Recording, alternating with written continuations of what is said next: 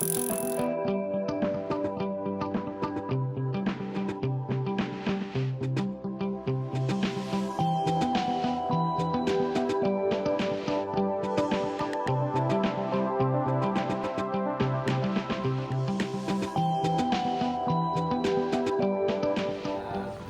ko lang si Abe. Magandang umaga po. Magandang umaga din po. Yun nga po, galing po kami sa ibang lugar para mabisita yung shop niyo po. Dahil nung nakita ko sa YouTube, meron na tayong magaling na frame content dito sa Pilipinas. Ba, sabi ko kailangan magpagawa ng frame na gawa sa atin. Apat na po pinagawa ko. Yung sa akin, napapinturahan ko na, iuwi ko na po yung pagbalik namin sa lugar namin. Kaya nakita ko nga, sabi ko, pulido. Kaya sabi niyo po, ilang taon na po kayong gumagawa ng frame? 30 years? Wow, maganda pala. Ano? Tapos yung shop niyo, sabi niyo dati sa Pasig? Hindi, namamasukan ako.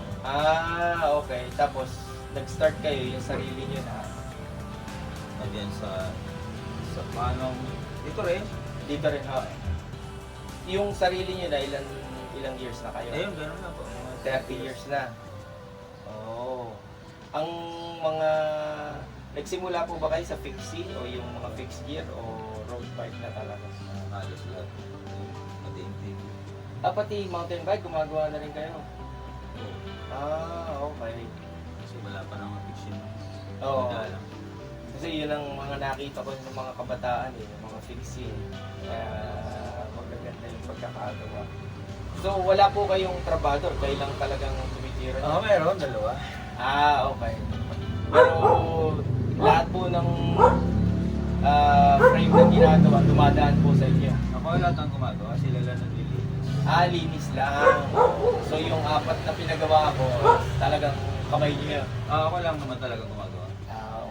Sa yung isang frame po ba with yung mga sukat and everything, kaya nyo tapusin ng ilang araw?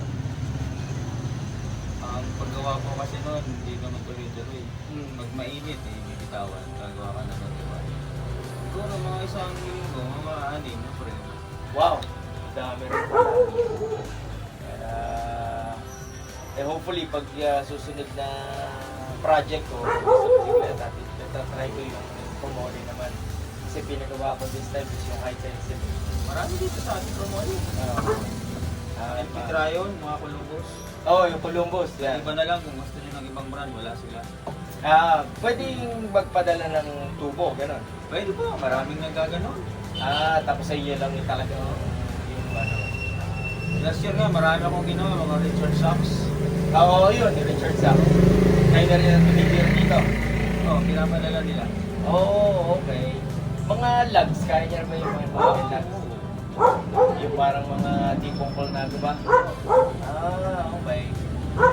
Sana nga ba, sampulan din makita yung iban yun.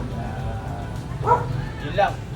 Maraming salamat po mga abe. Salamat din po. Salamat sa paggawa ng frame. At kung meron po kayong mga steel frame na gustong gagawa po sa Pilipinas. Ito po si Abe Maldea.